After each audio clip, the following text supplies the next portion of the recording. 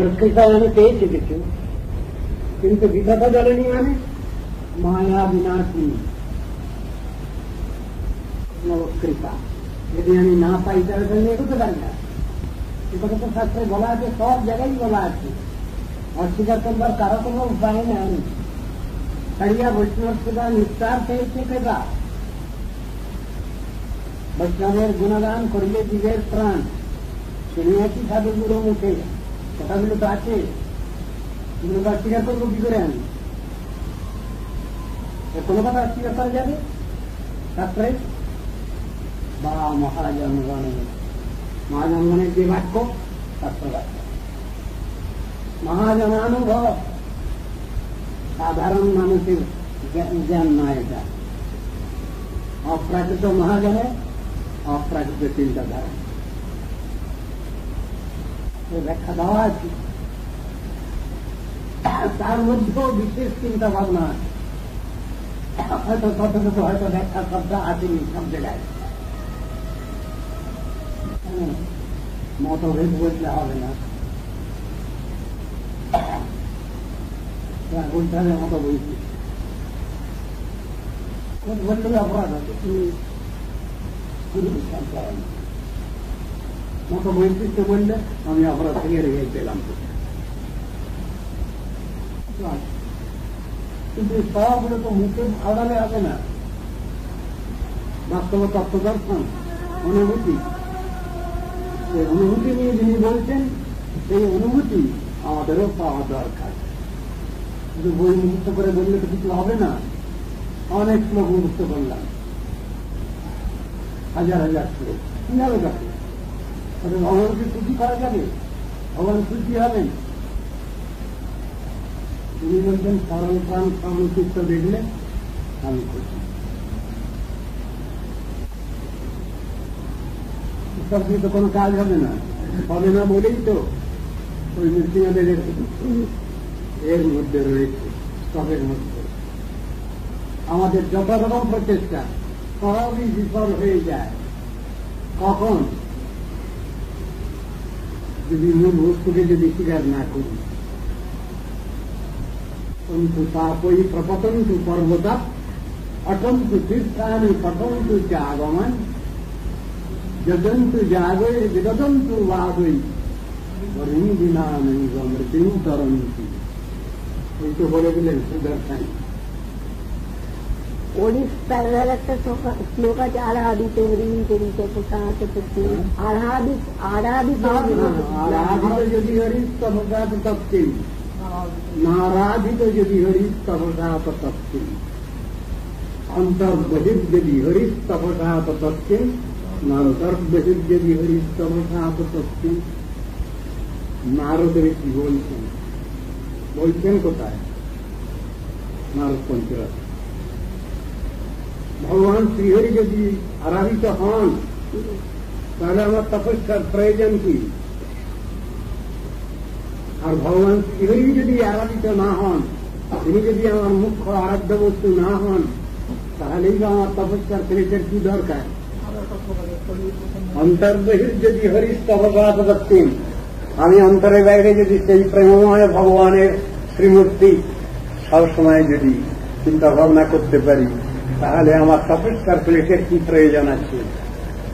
নান্তর্বহির যদি হরিশ তপসাত তত্ত্বে, আর অন্তরে বাইরে যদি সেই ভগবানের কোন চিন্তা ভাবনা আমার নাই, সেই ভগবানের প্রতি কোন শ্রদ্ধা ভক্তি নাই, তাহলেই বা আমার তপস্যার ক্লেশের কি প্রয়োজন?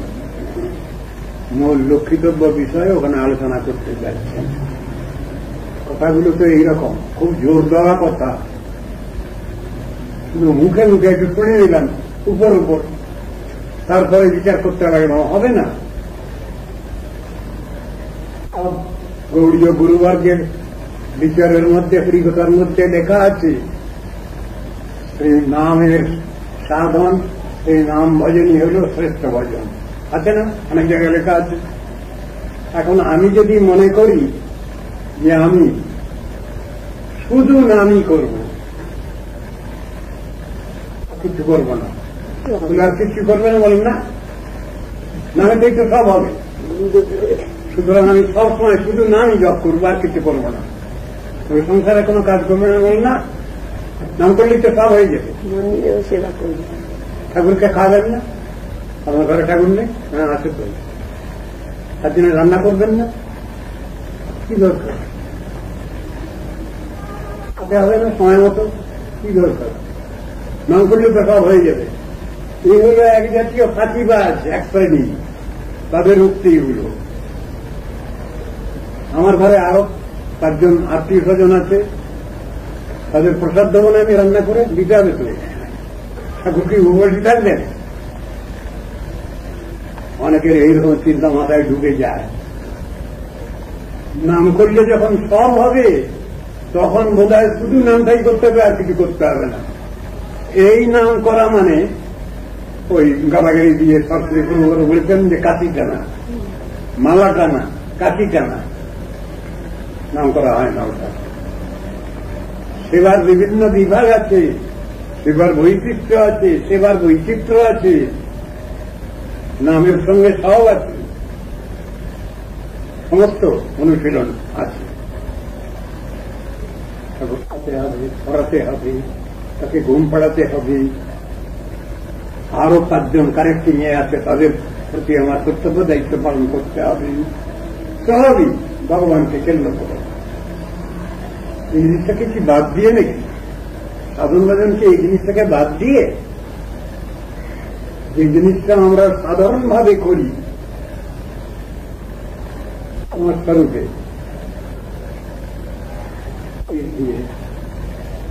তার থেকে শ্রেষ্ঠ উন্নত ভাব মন দিয়ে। সেই মন জড়মন নয়, আত্মানুগত মন। ভাবে করতে হবে। প্রভুপাদ এক জায়গায় বলছেন ভাবে করতে হবে, সেইখানে রেফারেন্স এনে ফেললেন, ভাবে ভাবে হৃদয় ভবানী ভাবাই ভাবন। এখন এই ভাবটা কি আমার কষ্টকল্পনা? এটা কি আমার কনকশন, ফ্যাব্রিকেশন? না, বাস্তব অভিজ্ঞতা, বাস্তব অনুভব, বাস্তব বস্তুর প্রতি অদ্বয় জ্ঞান তত্ত্ব প্রতি ব্রজেন্দ্র নন্দন। সেই কথাই বলা হয়েছে। কবিরাজ গোস্বামী তাই বুঝাবার চেষ্টা করেছেন।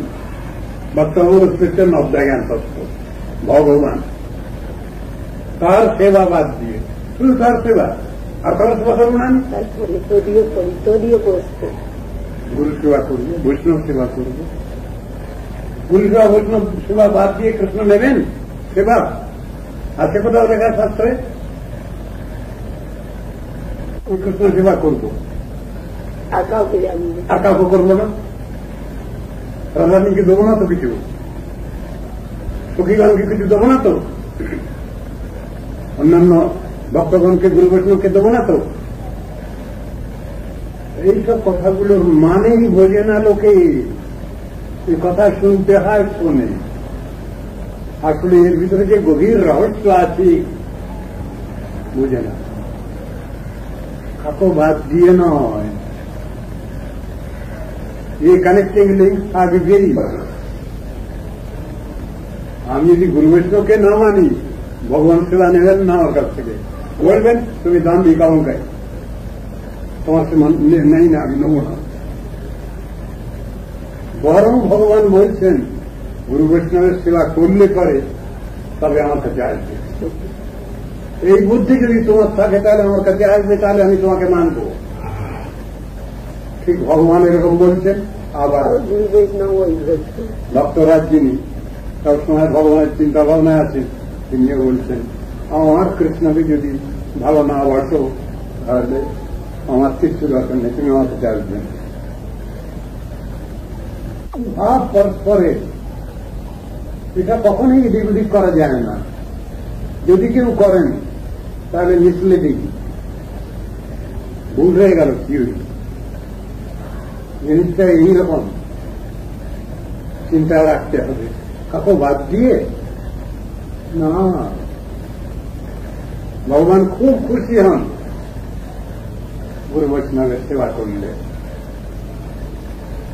আমার একজন ঘনিষ্ঠ ভক্ত গুরু বৈষ্ণব যাই বলুন, তারা বলবেন আমার কল্যাণকে যদি ভালো না বসো কোন সম্পর্ক নেই তোমাদের সঙ্গে, কোন ছলচাতুরি নেই, তো স্বাভাবিক এই ভাব, এটাকে বাদ দিতে কখনোই চলে না। ভুল বোঝাবুঝি তো সাধারণ মানুষের সব সময়ই আছে, সব সময়ই আমাদের রাগ আছে, ভুল বোঝাবুঝি আছে, আর কি আছে, মান অভিমান আছে, এই নিয়ে তো বসে আছি আমরা। কীর্তন তো হয়, অভিমান মঞ্চের উপরে ছিলাম, গান তো করলাম, এখন আমার হৃদয়ে তোলা যায় কোথায়? কার পরে আমি মানবিমান করি? যে আমার মানবিমান বুঝবে, অনুভব করবে, তারপর তো রাগ করবো, তারপর তো মানবিমান করবো। যার পরে রাগ করলাম, যার পরে মানবিমান করলাম, সেগুলি নাই বুঝতে পারলো, তবে মানবিমান করার লাভ কি? ওই যে কৃষ্ণ যাত্রার মধ্যে গান করা হয় কি, রাধারানী মান করেছিল, আর মান করে তো করে দিই, কাঁদলি কেন রাধে? আরে কথাটা তো এমনি গুড় রহস্য। মান যদি করেছিল সেটা কাঁদলি কেন? কাঁদলে তো সব গেল, তাহলে তুই স্টিক করে থাকতে পারলি না। তো কি গান বলছেন, ললিতা ইত্যাদি বলছেন, মান যদি করেছিলি তাহলে স্টিক করে থাক। বিচার আছে, আমি যার পরে রাগ করবো সে আমার রাগটা বুঝলো কিনা, আমি যার পরে মানবিমান করলাম সে আমার কষ্ট, দুঃখ, কষ্ট, জ্বালা যন্ত্রণা বুঝলো কিনা, সেই জন্য তো রাগ করতে হয়। কিন্তু সে কিছুই বুঝলো না, তাকে আমি বুঝাতেও পারলাম না, আর সেও বুঝলো না, তাহলে রাগ করে কি হবে, মানবিমান করে কি হবে? কার পরে কে রাগ করবে? এই সংসারে সকলে নিজের নিজের কাজ করে যেতে হবে। খুব শাস্ত্রের সুসূক্ষ্ম বিচার। স্বামী করলে স্ত্রী হয় না, স্ত্রী করলে স্বামী হয় না, ভাইয়ের করলে ভাইয়ের হয় না, বাপের করলে ছেলের হয় না, ছেলের করলে বাপের হয় না। প্রত্যেককে নিজস্ব নিজস্ব লাইনে চলতে হয়। লাইনটা একই, পথটা একই, কিন্তু মার্ক করতে হবে প্রত্যেককে, ওয়ান অ্যান্ড অল। এই শিক্ষা রয়েছে শাস্ত্রে, এগুলোকে আমরা অস্বীকার করবো কি করে? আমাদের অস্বীকার করবার কোন উপায় আছে? ভুল বোঝাবুঝি সবসময় আছে। রাত থেকে রাত পেতে গেলে সব সময় গুরু বৈষ্ণবের কাছে ক্ষমা চাইতে হয়, কৃপা প্রার্থনা করতে হয়, শক্তি দাও, ক্ষমতা দাও, ভগবানের কাছে বলতে হয়। সেই হিসেবে আছে ওটা, কিন্তু ওটা বলতেই হবে। আমার গার্জিয়ান আমার পরে রাগ করুন চাই নাই করুন, তথাপি তার কাছে কান্নাকাটি করতে হবে এবং ক্ষমা চাইতে হবে। আমি কিছু করলাম না, তাও ক্ষমা চাইতে হবে বলে, হ্যাঁ এটা ভক্তিভাবে এদের নিয়ম আছে, সব ব্যাপারেই এগুলো আছে। কোনটা কোনটা ছাড়া নয়। ভগবানকে বাদ দিয়ে কিছু করতে পারি আমরা, আবার গুরু বৈষ্ণবকে বাদ দিয়ে কিছু করতে পারি, ভগবত সেবা করতে পারি, ভগবত সেবা হয় না তো। সবটাই বিচারের কথা, কোন ক্ষেত্রটাই কমা নয়। অথচ বিচার নিয়ে যদি চড়িয়ে আনি, নিয়ে যদি চড়িয়ে আনি, তাহলে কেউই আমার প্রতি অসন্তুষ্ট হবেন না। সবাই বলছেন বেশ আছে, বেশ আছে, বেশ করছে, বেশ করছে, আর আরো 5 জনকে শিখাও, আরো 5 জনকে বলো। এমনই তো কথা। জড়বার জন্য বসে আছেন গুরু বৈষ্ণব, উৎসাহ দেওয়ার জন্য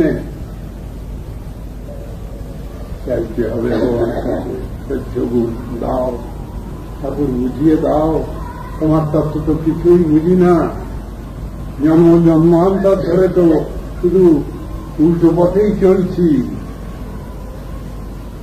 দক্ষিণ মার্গে চলছি, যাত্রাটা আমাদের দক্ষিণ দিকে হয়ে যাচ্ছে। দক্ষিণ দিক মানে কি? জমের দক্ষিণ দুয়ার, এটা হল খরচের খাতা। আর উত্তরাখণ্ডের যাত্রা ভালো, ভগবানের দিকে যাওয়ার রাস্তা, পজিটিভ সাইড। এই কথাই তো শাস্ত্রে শিখিয়েছেন। পাণ্ডবগণ গেলেন কোথায়? স্বর্গারোহণ করলেন না? লেখা আছে মহাভারতে, লেখা আছে স্বর্গ। পাণ্ডবগণের স্বর্গ কোনটা গো? আর আমরা একটু পুণ্যি টুন্নি করলে স্বর্গে যাই, সেই স্বর্গটাই বা কোথায়? আমরা বসে আছি এখানে জড় জগৎ, মাই ব্রহ্মাণ্ড, ভূলোক। সাধারণ মানুষ একটু পুণ্যি টুন্নি করলে কেউ ভূলোকে, কেউ বা স্বর্লোকে। পাণ্ডবগণ যেখানে মার্চ করছেন সেটা হল অত্র স্বর্গ বিসর্গস্য, সে স্বর্গ হল বৈকুণ্ঠ ধাম, সেই দিকে মার্চ করছেন। যে রাস্তা দিয়ে গেছেন সে বদ্রীনারায়ণ দিয়ে। আপনারা যদি বদ্রীনারায়ণে গেছেন তাহলে বদ্রীনারায়ণ থেকে মাইল 5 দূরে একটা জায়গা আছে, কৃষ্ণ বেদব্যাস, সেখানে ভাগবত ডিসিশন দিয়েছিলেন সেই জায়গাটা। আর গণেশ ঠাকুর, আমাদের গণেশা ঠাকুর, তিনি ডিসিশন নিয়েছিলেন শ্রুতি দেখি। এখানে কোন শর্ত আরোপ করেননি গণেশ। সত্য আরোপ করেছিলেন না যে আমি যদি উনি একটু অপমান বোধ করেন যে আমাকে ব্রহ্মা যখন বলছেন যে আমি লিখবো একজন ইনি ব্যাসের, দেখুনি আমি তার ডিকটেশন লিখবো, আমি গণেশ ঠাকুর হচ্ছি, তখন বলেন যে দেখুন আপনি একটু থামতে পারবেন না। সাধারণত এইরকম বলে, জানি না এর মধ্যে কতদূর সত্যি আছে। বুঝতে পারি আমার লেখনি আপনি ডিকটেশন কন্টিনিউয়াসলি বলে যাবেন, থামতে পারবেন না। থামে আমি মহাভারত রচনার সময়, এই শ্রীমদ ভাগবতের ব্যাসপুট বলে যে অদ্বৈত, মহাভারত এর মধ্যে নেই, শ্রীমদ ভাগবতের মধ্যে নেই। 10,000 শ্লোক, 10,000 শ্লোক মহাভারতে ব্যাসপুট আছে। ভীষণ কঠিন তত্ত্ব দর্শন। কারণ তত্ত্ব ছিল আমি কলম ধরলে আমার কলম থামবে না। বেদব্যাস বললেন ঠিক আছে, তোমাকে আমি যা বলবো তার তুমি না বুঝে লিখতে পারবে না। তার মাথায় ওই সেই সুযোগে উনি খুব কঠিন কঠিন তত্ত্ব সিদ্ধান্তপূর্ণ শ্লোকগুলো চালিয়ে দিলেন মহাভারতে। মহাভারতে লক্ষ শ্লোক সমন্বিত যে গ্রন্থ তার নাম মহাভারত। 10,000 শ্লোক উনি ব্যাসপুট চালিয়ে গেলেন, যেটা বুঝতে বেশ সময় লাগছে। আপনি 1000 শ্লোক রচনা করে ফেললেন, আর উনি সঙ্গে সঙ্গে 1000 শ্লোক রচনা করে উনি সঙ্গে সঙ্গে সেগুলোকে আবার করতে সুযোগ সময় পেয়ে যাচ্ছেন। এই একটা জিনিস চিন্তা ভাবনা করতে তো হবে, তবে তো বলতে হবে, ব্রেন থেকে তো আসবে ওটা, যদিও ওটা তাদের পক্ষে কিছু অসুবিধাজনক নয়। কেন? তর্ক স্বতঃসিদ্ধ, তাদের মুখ দিয়েই তত্ত্ব দর্শনটা আসছে। কিরকম? সরস্বতী যেমন, তাকে কি আর চিন্তা ভাবনা করে কিছু বলতে হবে? তিনি তো ওই শক্তি নিয়ে বসে আছেন। আবার সেই শক্তির উপরও হচ্ছেন কাছাকাছি সম্পর্ক নৃসিংহদেবকে বলছেন, বলে হ্যাঁ তো বলা আছে ওর সম্বন্ধে, বাগিচা গেছ বদনে বাগদেবী,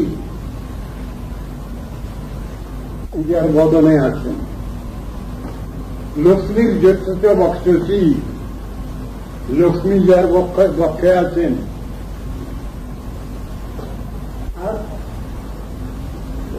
বাগিচা জ্যেষ্ঠ বদনে, লক্ষ্মীর জ্যেষ্ঠ বক্ষে জ্যেষ্ঠ আছে হৃদয়ে সম্বিত, সমৃদ্ধ সিংহী সম্বিত জ্ঞান, যিনি নিজের হৃদয়ে নিয়ে বসে আছেন।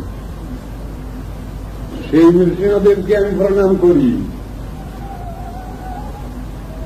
ওই অধিকার তার আবার উপরওয়ালা নৃসিংহদেব, সাধন ভজন বিষয়ে যত বাধাবিঘ্ন আছে সব বাধাবিঘ্ন ঠাকুর তুমি দূরীভূত করে দাও আমায় ভক্তি জানিয়ে দাও, বুঝিয়ে দাও, তুমি সব বাধা অপসারিত করো। এই কথাই তো তার কাছে প্রণাম আছে। নৃসিংহদেবের ব্যাপারে গৌড়ীয় বৈষ্ণবদের একটা স্পেশাল চার্ম আছে নৃসিংহদেবের সম্বন্ধে, যে চার্মটা অন্য এতে কেউ বোঝে না। নৃসিংহদেব কত তার স্নেহ, কত তার বাৎসল্য, সেই জিনিসটা গৌড়ীয় বৈষ্ণবগণ অনুভব করেন। সারস্বত গৌড়ীয় বৈষ্ণবগণ সেইটাই বলে বোঝেন না। আমাদের সাধন ভজন পথে যত বাধা বিঘ্ন আছে সব কাটিয়ে দেন, সব সরিয়ে দেন, লাইন ক্লিয়ার করে দেন। এমন দয়াল ঠাকুর। তুমি কৃষ্ণ ভজন করবে? হ্যাঁ করব। যাও, গো বাই দিস ওয়ে। আশীর্বাদ আছে। উনি বসে আছেন এখানে, বাচ্চা বয়সেন নৃসিংহ মন্ত্রের উপর করছেন। কুর্মদেবের বলেন যে বলেন যে উনি ভক্তিবিনোদ ঠাকুরের কাছে কুর্মদেবের আর ওই তো কুর্মদেব ওই মানে ওই বাড়ির ভিত্তি প্রস্তর করতে করতে গিয়ে কুর্মদেব উঠেছিলেন। সেই কুর্মদেবের পুজো দিয়েছিলেন ভক্তিবিনোদ ঠাকুর, আর নৃসিংহদেবের দিয়েছিলেন। 8 বছর তখন বয়স, 7-8 এরকম বয়স, সরস্বতী ঠাকুর।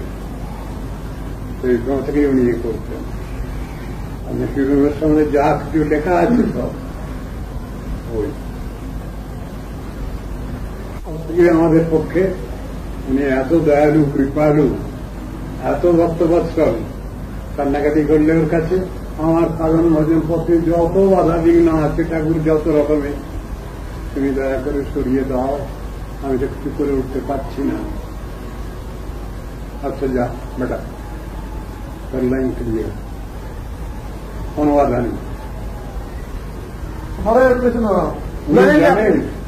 ওই ঘড়ি আপনাকে মহারাজ, আপনি নৃসিংহদেবের আপনাকে জিজ্ঞেস করবো, আপনাকে নৃসিংহদেবের মন্ত্রকে পরমগুরু মালা দিয়েছিলেন? জানি না,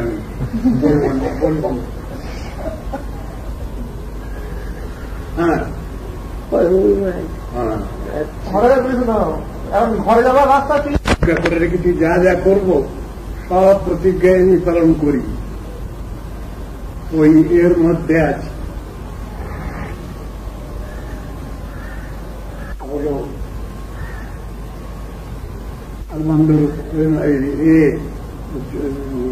সম্রাট কুলসে করে মধ্যে আছে মনুজা মূর্ধবাহু। আমি মূর্ধবাহু হয়ে বলছি। কি বলছে তুমি? মুকুন্দ নরসিংহ জনার্দনেতি জীব জপতি অনুদিনম। আমার যে এই মুখ্য নাম কৃষ্ণ গোবিন্দ মুকুন্দ মুরারি নৃসিংহ, এই নাম যারা কেটে কেটে জপ করে আমি তাদের অভিষ্ট দান যা চাইবে তাই দেব, তাই দিয়ে দেখা। কৃষ্ণ প্রতিজ্ঞা করতেন স্বয়ং, মুকুন্দ নরসিংহ জনার্দনেতি জীব জপতি অনুদিনম মরণে রণে বা। যে অবস্থায় থাকুক না কেন সে সদৃশায় দদাম্য বিশ্বম, আমি তাকে অভিষ্ট দান করি। তাহলে ভগবানের এই প্রতিজ্ঞাগুলো কি বাজে কথা? তিনি বলছেন গীতা দদামি বুদ্ধি যোগমতম যেন উপজান্তিতে, মিথ্যা কথা, সব খাটি সত্যি কথা। তিনি বলছেন গীতার মধ্যে অনন্যার চিন্তান্ত মান যে জন পর্যুপাসতি সেই সংলিপ্তাভিযুক্ত মাম যুবক ক্ষেমবান মাম। কৃষ্ণের কথা অর্জুনকে বলছেন, মিথ্যা কথা, বাজে কথা, মোটেই না। আমরা বুঝে উঠতে পারি না। আমরা যখন ওইরকম স্টেজ পাই, আমাদের জন্য সব চিন্তা ভাবনা, সব চিন্তা ভাবনা। যেটা গুণময়ী মম মায়া দুরত্তয়া মামে বজে প্রবদ্ধন্তে মায়া মে তাং তরন্তিতে। মিথ্যা কথা বললেন কৃষ্ণ অর্জুনকে। তেষাম অহং সমুদ্ধর্তা মৃত্যু সংসার সাগরাৎ ভবামি ন চিরাৎ পার্থ ময়ী আবেশিত চেতসাম। মিথ্যা কথা বললেন কৃষ্ণ, একটাও মিথ্যা কথা না, সব বাস্তব। আমি বিশ্বাস করি না ভগবানকে, নির্ভর করি না, গুরু বিষ্ণুকে বিশ্বাস করি না, ওই জন্য আমার কাছে মিথ্যা ওটা প্রমাণিত হয়। যে ঠাকুর একজনের সঙ্গে কথা বললেন, সেই ঠাকুর আর 5 জনের সঙ্গে কথা বলছেন না কেন? সেই ঠাকুর তো এখনো রয়েছেন। যে ঠাকুর এক জায়গায় সাক্ষী দিয়ে এলেন, তিনি এখন সকলের সঙ্গে কথা বলছেন না কেন? যে ঠাকুর একজনের জন্য তাকে ক্ষীর খাওয়ার জন্য ক্ষীর লুকিয়ে রাখলেন, সে ঠাকুর এখন কথা করেন না কেন আমার সঙ্গে? বিচারের কথা। এইরকম উপযুক্ত পাত্র পাত্রী হলে তার সঙ্গে কথা বলেন, এখনো বলেন, বলছেন, বলবেন। এইটাই হল বিচারের কথা।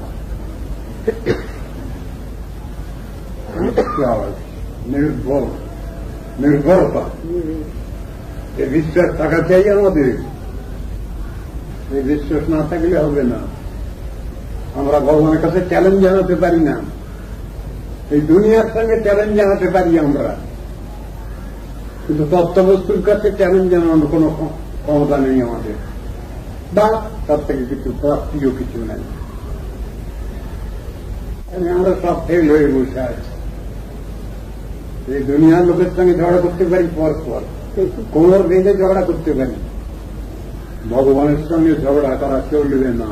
আবার অধিকার পেলে পরে তখন ভগবানের সঙ্গে ঝগড়া করা চলবে, তখন ভগবান উত্তর দেবেন, কথা বলবেন, না হে না, আমাকে ভুল বুঝো না, আমি বেঈমান নই। ভগবান নিজে বলছেন, গুরু বৈষ্ণব বলছেন, আমরা বেঈমান নই, আমরা ঈমানদার। একই কথা। ভগবানের কাছে যে উত্তর পাবো, গুরু বৈষ্ণবের কাছে একই উত্তর পাবো, একটু এই দিক ওদিক না। এর নামই তত্ত্ব দর্শন। সেই ভগবানকে ভজন করবো না, কার ভজন করব? কর্মদয়ালুম প্রজেম রাক্ষসী পুতনা শিশু খাইতে নির্দয়া ঈশ্বরে বলিতে গেলা কাল কুটে লইয়া তাহারেও মাতৃপদ দিলেন ঈশ্বরে, না ভজে অবোধ জীবে আন দয়ালু রে। এমন দয়ালু কৃষ্ণকে আমরা বুঝতে পারছি, জানতে পারছি? বুঝি না। ভক্তবৎসল, কৃতজ্ঞ, সমর্থ, বদান্য, আমি কৃষ্ণ ছাড়ি পণ্ডিত নাহি ভজে অন্য। আমরা যদি বুদ্ধিমান বুদ্ধিমতী হই, এই নন্দনন্দন কৃষ্ণ ছাড়া আর কারো ভজনা করবে না, সময় নষ্ট করব না একদম। উনি এসে গেলেই সকলেই আছেন আমার সঙ্গে, কেউ আমাকে ছেড়ে যাবেন না, আমাদের ছেড়ে যাবেন না। এইটাই হল তত্ত্ব দর্শন। হরে কৃষ্ণ। মা বলি তাহলে ভগবান আমার প্রতি হৃষ্ট হবেন।